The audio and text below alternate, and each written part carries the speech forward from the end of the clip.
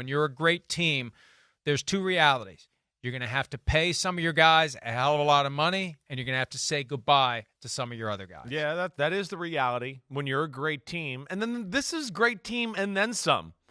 As we've waxed poetically about them all year, this is even more than your normal Super Bowl team. This is an all-star team. Milton Williams just got $26 million. He didn't start for the Philadelphia Eagles, right? That's how good they are. Josh Sweat was really good, as we know, and they drafted a guy, Nolan Smith, 2 years ago who's damn good, and they're so good that they kept a guy that was the premier pass rusher in free agency last year and Bryce Huff at $17 million a year. They just kept him on the bench, and I guess he'll play this year, right? So they are so stacked that it was impossible for them to keep everybody. And, yes, with those two, the position they play, and then the teams that were out there that had – positional need of Josh Sweat and Milton Williams, and then, of course, had the cash to do it. Yeah, that was a no-brainer. I'd like to pat myself on the back, but I just knew, knowing Vrabel, knowing Jonathan Gannon, how they operate, how NFL coaches operate, I just, had a feeling that they were going to be all over those two guys. Well, I'll be really impressed when you tell me where DeAndre Lemonore is going to sign. Now, think about this. Yeah.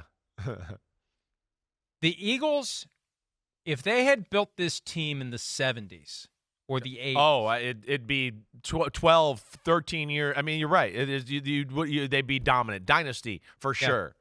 For sure. Because the players had no option. Unless the team traded you, you were stuck with that team. When your contract expired, it's the damnedest thing. It's crazy. When your contract expired, you couldn't leave. The team had exclusive rights to you, and if they didn't want to sign you, then you could go.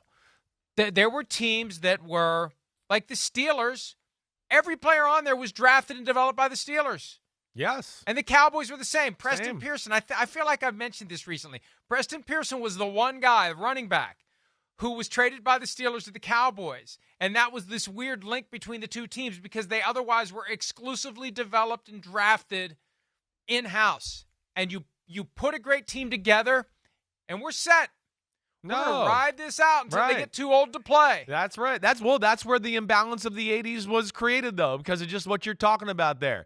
Teams like the Washington Redskins, the 49ers, the Giants, they had backups that would start on most teams in the NFL. But they were like, no, we're just deep and awesome. And if our guy goes down, we'll play one of our backups. And, yeah, he's still better than your starter. And that's why we saw the same 3 or 4 teams in the Super Bowl win the Super Bowl for about a 15-year stretch there because of the things you're talking about. It's amazing what the Eagles are doing. It's amazing, how they continue it, making moves, drafting great, getting another pick yesterday with Kenny Pick because that was a great job by them acquiring a good backup quarterback last year. They're always a step ahead, and I just give Howie Roseman all the credit in the world.